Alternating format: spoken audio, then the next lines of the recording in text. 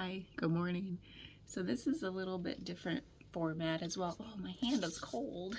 Warm it up, kitty. Jelly Bean is very curly. He's right up in our business. So I thought we could do a brief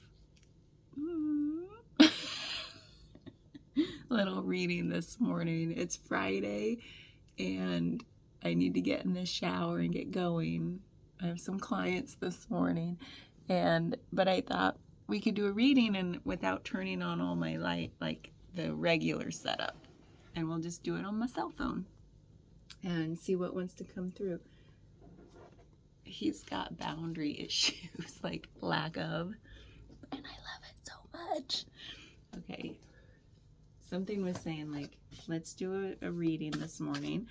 So if you're seeing this, it might be meant for you, because these messages, they say, sit down and do a reading. I'm like, okay, let's do it. And so we'll just thank Spirit for the messages that want to come through and see if they can be as clear as possible. And we'll just do something really simple. A few cards. All right.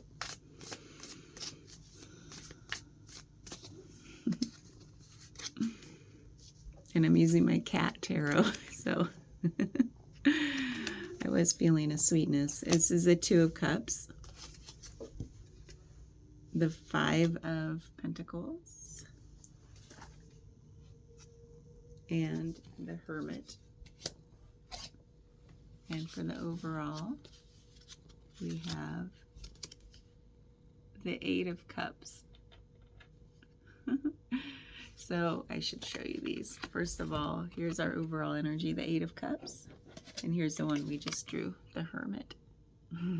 Hiding in a bag. That is a total cat thing to do. So immediately the Eight of Cups, let's take this as a whole. There's almost like an energy here where, oh, it's interesting. It's like you are really open to something, maybe a connection of some sort, whether it's a relationship or just a personal connection to someone or something. And then there's something that kind of moved you into a space of like, hold on, what's going on? And then into, well, hermit mode, meaning I'm going to go think on this. Like, I got to figure out, like, why am I feeling, at first I was all, and then I'm all like, oh, wait, second thoughts here. Might be something they said or did, or just something you came to recognize about the person or the situation or your vibe with them. And so you're taking some time, which is not a bad thing, to like think, not like run away, but the overall energy is one of kind of moving on, not settling. So ultimately, maybe you are leaning more that way. Well, let's get some clarifications, if this cat will allow it. Actually, let's just do more cat tarot, since that's the vibe today. We'll do the pause tarot. These are cute, yeah. Since he's stuck, firmly planted. Yes, you are. So let's clarify that Eight of Cups. We have the Six of Cups. So there's something here about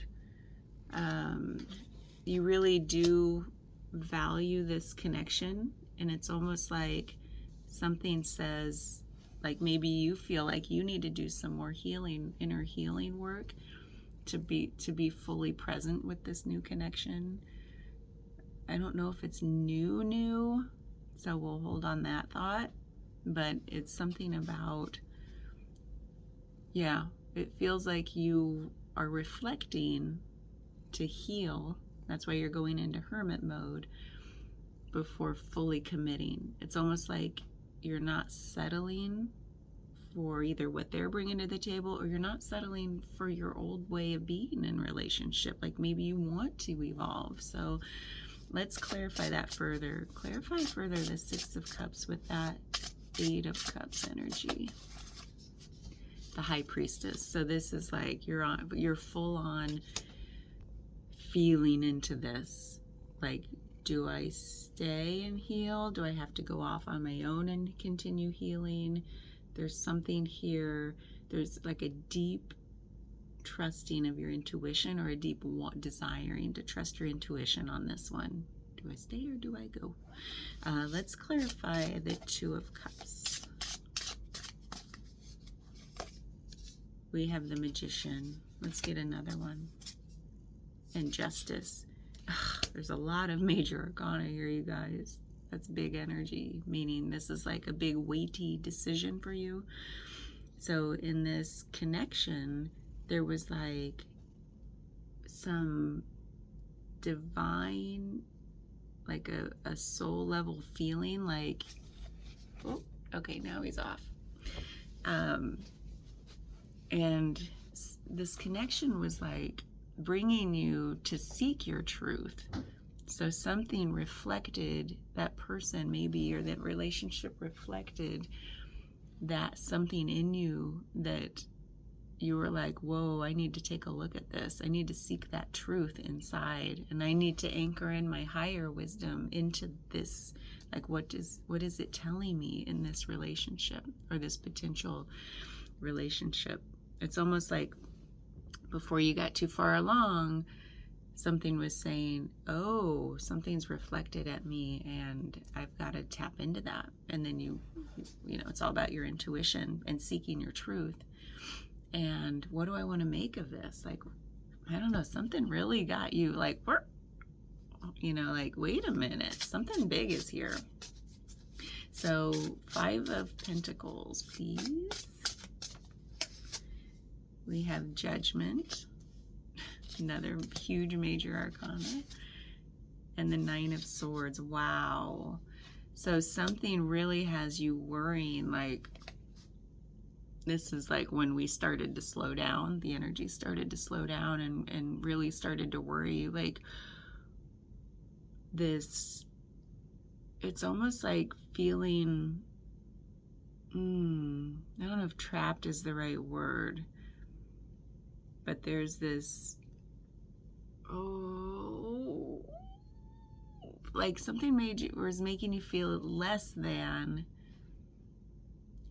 you could be. And I don't know if that energy was coming from the other person. Something here is telling me like it was just like a reflection, maybe not anything they overtly did, but you saw in them something with yourself. You saw that piece. You know how we're reflections of each other?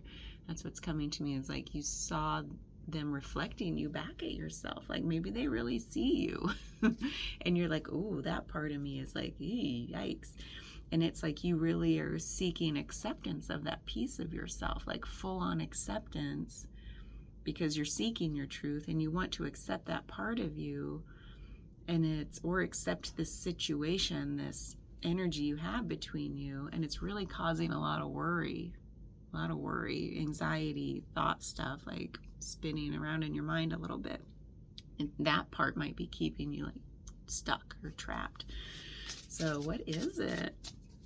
Let's clarify the Hermit. And we have the 10 of Swords. Wow. Yeah. We went from the 9 of Swords to the 10. That's, by the way, I should show you these. These are wild. Like, he's got a dartboard with all the 10 swords stuck in his back. And doesn't have to be as dramatic as it looks. And then we have the Ace of Cups. Okay, that's better. So that's where I figured we were heading. The 10 of Swords is saying, like, I don't want to do this anymore. I want this dead and gone. I want to heal from this, whatever this old wound is. That's why you went into hermit mode, to seek your wisdom and say, like, I'm done. I'm treating all of that past stuff as blessings. Like, it got me to this point.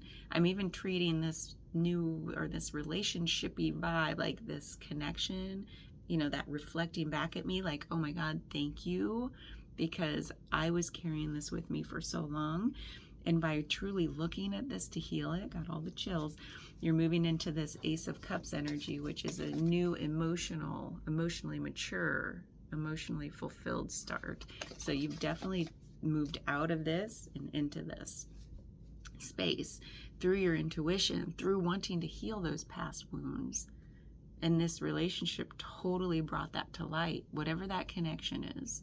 So that's a pretty positive thing, even if this time with this person, I feel like it is some relationship, some connection. Don't know, new or old, or just like maybe you've evolved to a point in the relationship where you're like, put the brakes on.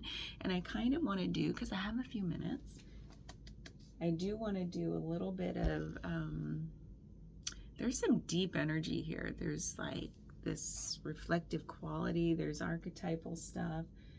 Do you want to do the archetype deck? Ooh, or is that too much? That might be too big. I kind of think we should go with, what do you want to go with? What's calling to us? Let's go with this. I haven't used these a lot. This, oh shoot, I have to move my camera because it's on my book. Yes, here it is. Hold on, if this falls down, I'll pick you back up. We lowered by one book height. Okay, how's that? Okay, this is the Wild and Sacred Feminine deck.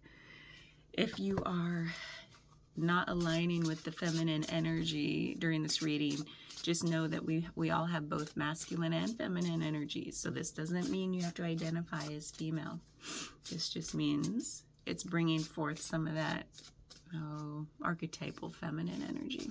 So Spirit, please give us an overall message, an oracle message for this reading that'll help us move forward. We have butterfly transformation. I love it. Okay. Oh, this is the one where I can't tell. They're not in any order. Well, let's just see how to find this one.